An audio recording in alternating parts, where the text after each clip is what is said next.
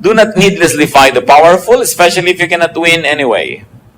Do not needlessly fight power. Sabi nila, don't needlessly fight the force. Ecclesiastes 10:20, do not revile the king even in your thoughts, or curse the rich in your bedroom.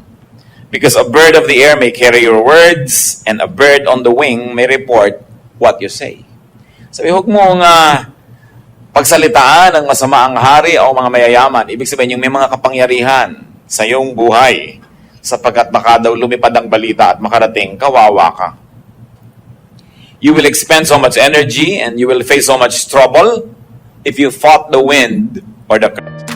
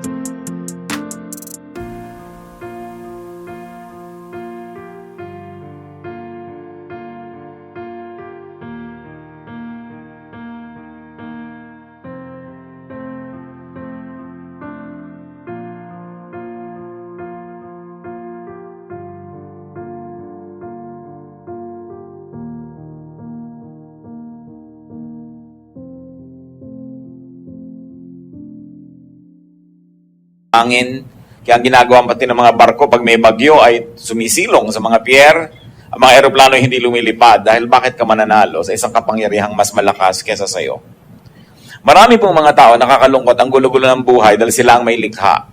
Lagi silang bumabangga sa hindi nila dapat banggain. Siguro dahil sa yabang. Yung iba sinasabi, prinsipyo. Pero prinsipyo man dapat may timing yan. Hindi ka pwedeng sugod ng sugod. Hindi pwede na kahit pader ay binabangga mo dahil kahit mo yung mabangasan yung pader, eh, sigurado ikaw ay makakaroon din ng pasa. Acts 27:14-15, before very long, a wind of hurricane force called the Northeaster swept down from the island. The ship was caught by the storm and could not head into the wind, so we gave way to it and were driven along. Yan ang sinasabi ng mga misyonero naglalakbay. Kahit misyonero ng Diyos, kahit Diyos ang nagpapadala sa kanila sa misyon, sila may naaanod at nadadali ng malakas na hangin. Kaya marunong din sila dapat sumilong at ipagpaliban, maging ang misyon kung may bagyo. Hindi mo pinagbababangga ang hindi mo dapat banggain. Jonah 1:12-13, nung napakalakas ng bagyo at halos ay lumubog ang barkong sinasakyan nila dahil siya ay lumalayo sa inuutos ng Diyos. Sabi niya, pick me up and throw me into the sea. He replied, and it will become calm. I know that it is my fault that this great storm has come upon you. Instead, the men did their best to row back to the land, but they could not, for the sea grew even wilder than before.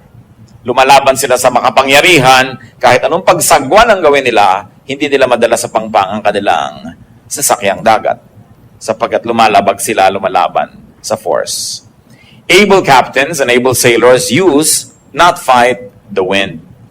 Acts 27:13, when a gentle south wind began to blow, they thought that they had obtained what they wanted. So they weighed anchor and sailed along the shore to Crete. Ito na naman, mga lingkod ng Panginoon, pero pati ang batas ng kalikasan ay sinusunod at iginagalang. At nung tama na ang panahon, noon lang sila uli-muling naglakbay. Make peace with power. Make peace with the powerful. Make peace with those who have power over you. Kahit sa mga opisina, yung mga executive na lagi may problema, bumabangga sa mas matataas sa kanila. Maliban na ikaw may-ari ng kumpanya, kung pinagagagawa yun. Kasi walang mangyayari sa buhay mo dahil lahat ng lakas ng kalaban mo ay gagamitin para kasirain. Luke 14:31-32, or suppose a king is about to go to war against another king. Will he not first sit down and consider whether he is able with 10,000 men to oppose the one coming against him with 20,000? If he is not able, he will send a delegation, while the other is still a long way off and will ask for terms of peace.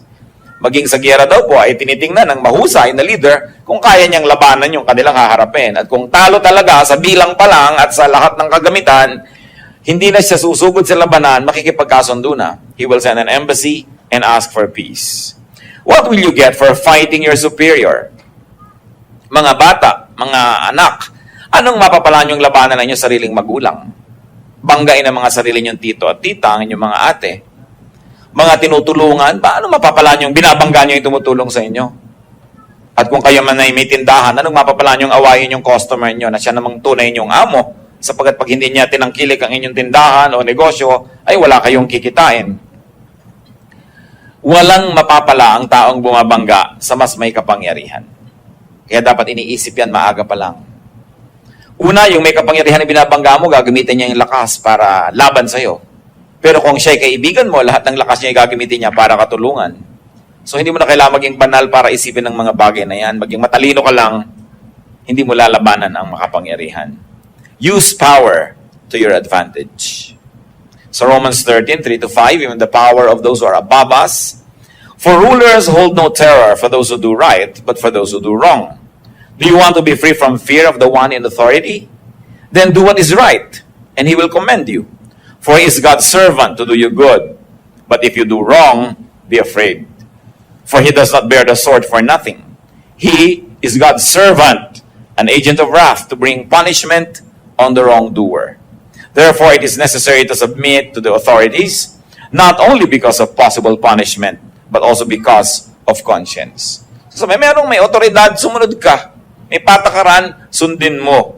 Hindi papasok ka sa isang kumpanya, gusto mo labagin lahat ng mga patakaran. Papasok ka sa isang paaralan, ayaw mong sundin ang mga alituntunin doon. Bakit ka pa nagpunta? Sasayangin mo ang lakas mo na bumabangga sa hindi mo kayang itumba. And very importantly, you want a peaceful life, be at peace with God. The ultimate power. Lahat naman ng power ng tao ay pahiram lang ng Diyos. Ang Diyos ang tunay na makapangyarihan. So ano mangyayari sa'yo kung nagtatampo ka sa Diyos, nagagalit ka sa Diyos, nagdadabog ka sa Diyos, nagwo-walk out ka sa Diyos? Wala kang panalo doon. Masasaktan ka lang, mahihirapan, at pag hindi mo na kaya, susuko ka rin. It's useless. Romans 5:1, therefore, since we have been justified through faith, we have peace with God through our Lord Jesus Christ. So meron na tayong peace with God. Ang ginagawa lang ng tao, sinisira yun kaya kuminsan nawawala yung peace. Then magre-repent, magbabalik loob, bumabalik ulit yung peace. Because peace in life is directly proportionate to our closeness to God. And of course, it is most useless to fight God. Walang nananalo sa hangin. Sa Diyos pa kaya. Isa pa po na dapat nating tandaan para magkaroon ng tahimik na buhay, do not be number one. Do not be the first. Gusto mo lagi kang first sa competition, gusto lagi kang first sa lahat ng contest, first sa lahat ng bagay, siguradong hindi tatahimik ang iyong buhay. Sapagkat ubod ng hirap maging first. At kung sakali man na naging first ka, lalong mahirap manatiling first. At maging si Jose Rizal sa Nolimitang Jerez sa pamamagitan ng bibig ni Filosofo Tasio, sabi niya, ang pinakamatatayog na puno ang tinatamaan ng kidlat. Mahirap talaga yung number one. Tama na yung number 2 ka, number 3, huwag ka naman ng kulelat. Pero yung number 1, napakahirap niyan sa buhay. Nakikita niyo yung mga magulang na pinagsisiksikan ng mga anak na lagi maging number 1, halos wala nang life yung children nila.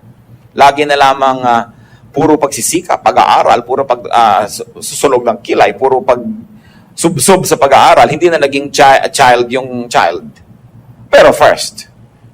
At dahil first ka, laging merong threat na maging second, lagi ka ngayong nakabantay, lagi ka ngayong hindi relax sa buhay. So is it worth it? After all, nobody will remember that you are first. Kahit ka nga maging Miss Philippines, Miss Universe, after 1 year, ang tawag na sa'yo, former beauty queen. Tapos na.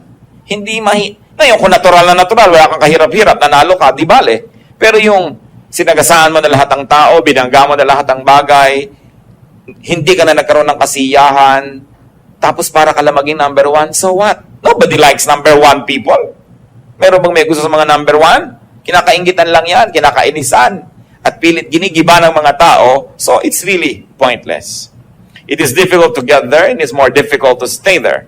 Being first attracts much envy. Mga kapatid, mga kaibigan, sikapin ninyo na di kayo kainggitan. ng sinuman. Sapagkat napakahirap na kayo ang pinupuntahan ng inggit ng sinuman. Ang inggit ay napakalaking kapangyarihan at ito'y nakasisira sa kinainggitan man. Bagamat mas nakakasira sa naiinggit.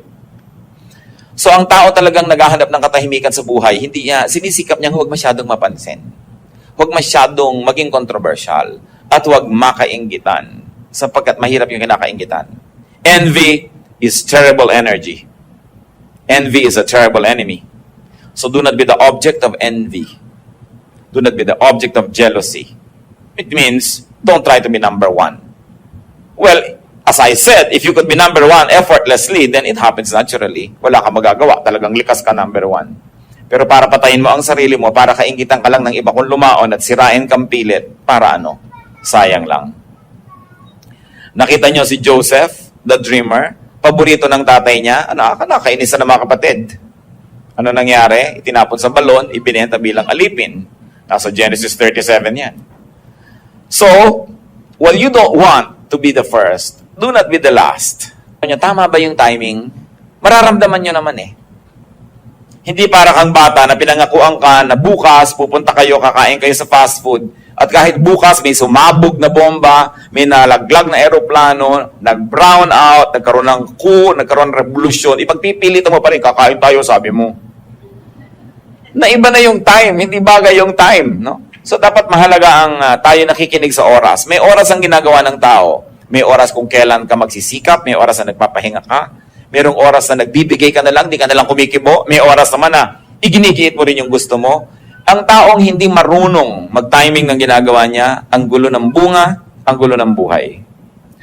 Kung makikinig kayo sa Espiritu ng Diyos, makikinig lang kayo sa inyong kalooban, malalaman niyo yung tamang timing. At ano yung pamantayan dyan? Madali, maluwag, maginhawa. Kahit sa biglang tingin, mahirap yung gagawin. Pag tama ang timing, nagiging madali.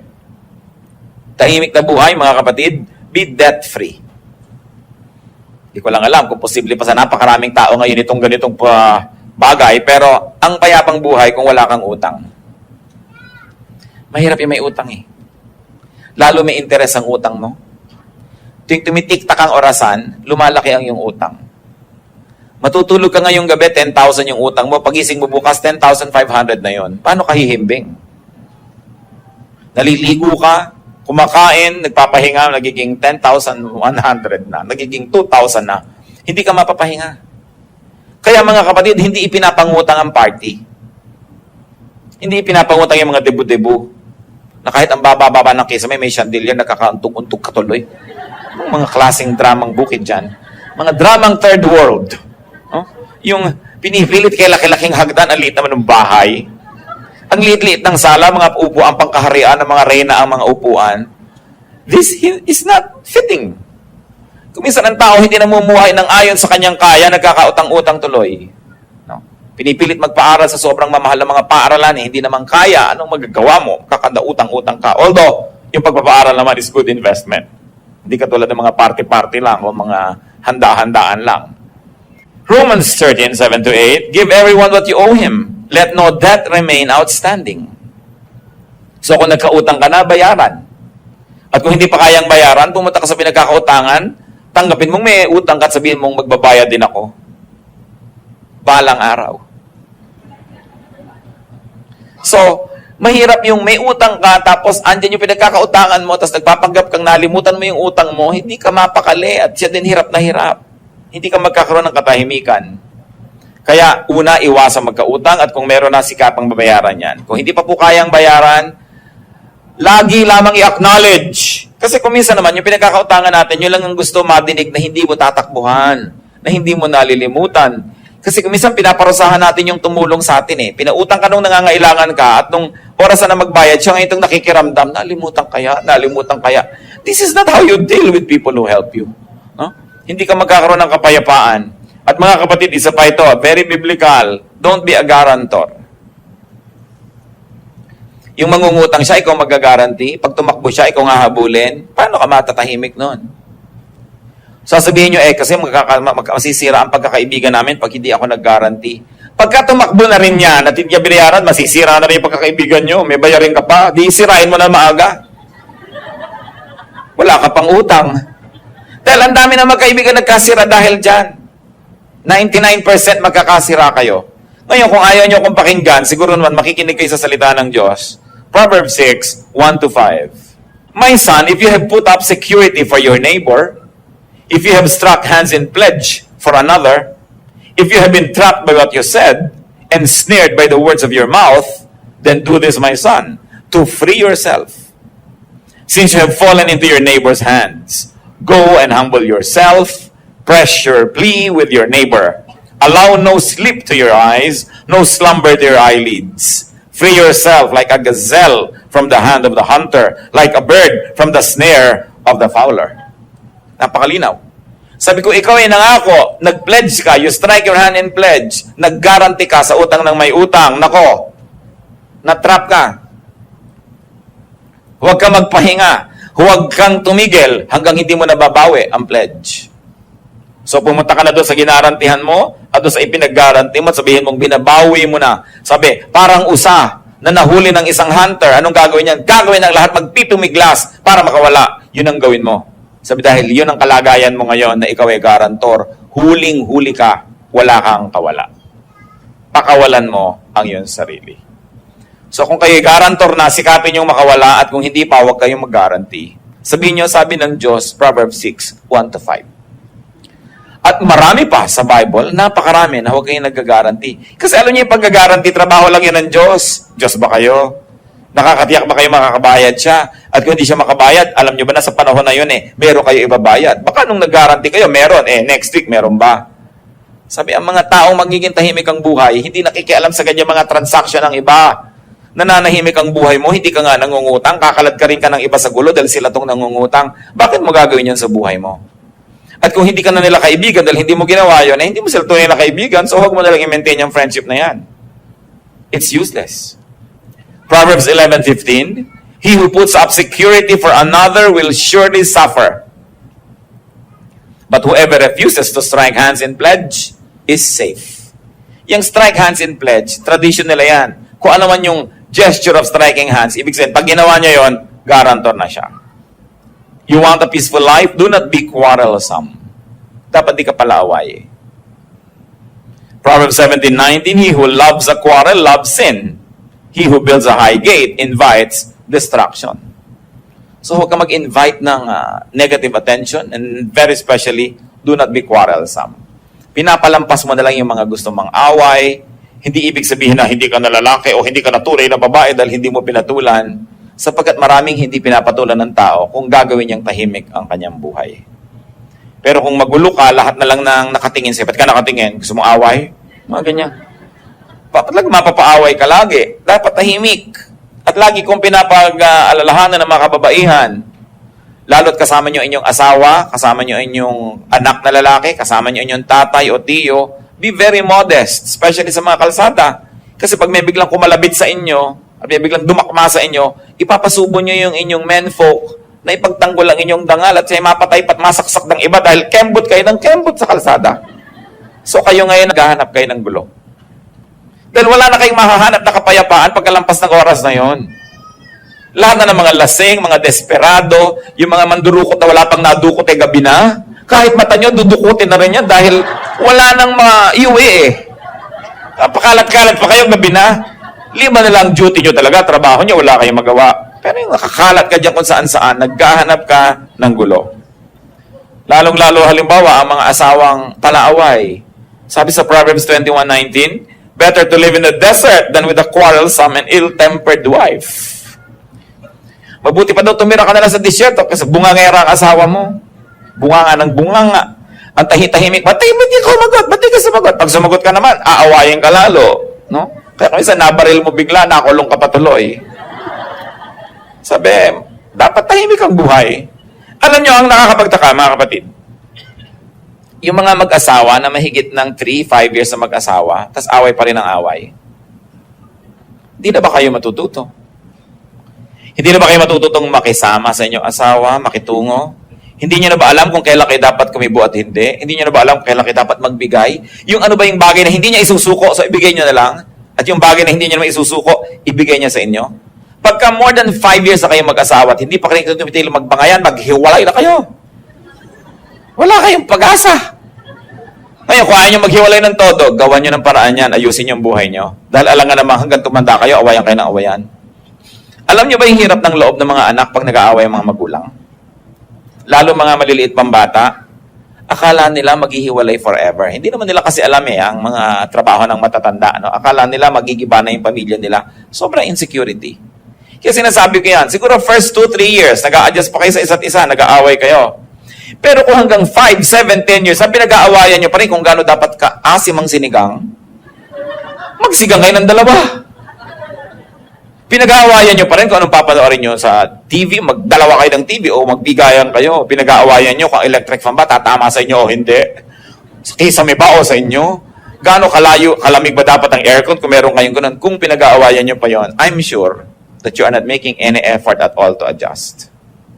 Pinaggigiitan nyo inyo.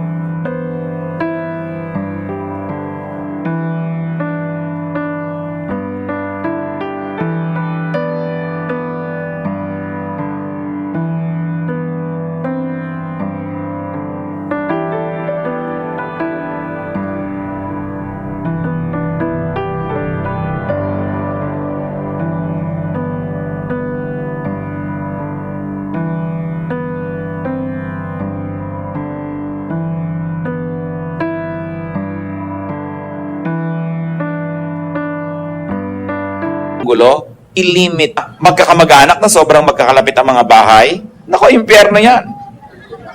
Kung emergency, nagkakatulungan, pero hindi naman laging emergency. Kadalasan, nag-away yung mag-asawa, nakalipat na sa'yo. Mamaya, yung isa ang lilipat sa'yo, pinipilit ikaw ang kumampi sa kanya. Ang gulo-gulo. Alam niyo, mga kamag-anak should be near enough, but far enough. No? At kung mga magkakapatid, halimbawa, naisipin niyo tumira kayo together in one compound, dapat may kanya-kanya kayong gate. Kung ayaw mo kausapin yung isa, dito sa kabila dumaan, di ka na oobliga. Kasi ang hirap-hirap na ayaw mo makita yung mukha niya, pero dada ka sa harap ng bahay niya. No? Naninigas ang leeg mo sa pagtingin sa halaman para hindi mo siya mapansin. Kung ganito ang kalagayan nyo at kakayanin nyo rin lang, set yourselves free. Why? Kahit may eternal life, in this world, you have only one life to live. Sayang ang buhay mo kung naubos sa consumption. Kung naubos sa inis. Kung naubos sa pagtitimpi, hindi ganon ang disenyo ng Diyos para sa ating buhay. So, do not indulge in gossip. Kung merong pinakamabilis na daan para malagay sa gulo, sumali ka sa mga chismisan. Pag nagbarilan, isang bala para sa'yo. Pagka nagkademandahan, nakasangkot ka. Pag nagsitahan, ikaw ang pinupuntahan din. Kaya yung mga mahilig sa chismis, ang totoo nun, naguhukay sila ng kakahulugan din nila later. Proverbs 20:19, a gossip betrays a confidence. So avoid a man who talks too much. You want peace? Fly high. Ano yung ginagawa ng mga eroplano pag may bagyo? I-announce ng captain, we are experiencing turbulence. We're going to fly, let's say, 5,000 feet higher. We will fly above the storm. Yung storm kasi dito lang malapit sa earth magulo. Pagkalampas nun, tahimik ka na sa ibabaw nun eh. Kaya kung kayo ay sanay na maglakbay, nakikita nyo, tahimik na tahimik ang aeroplano, pero pag maglalanding na, nakakahilo, natatagtag ang aeroplano, kasi bumababa na mababa na kasi. So dapat mataas. Alam niyo naman siguro ang kahulugan ng talinghaga na yon. Tulad ng Panginoong Jesus, Mark 14:60-61. Then the high priest stood up before them and asked Jesus, "Are you not going to answer? What is this testimony that these men are bringing against you?" But Jesus remained silent.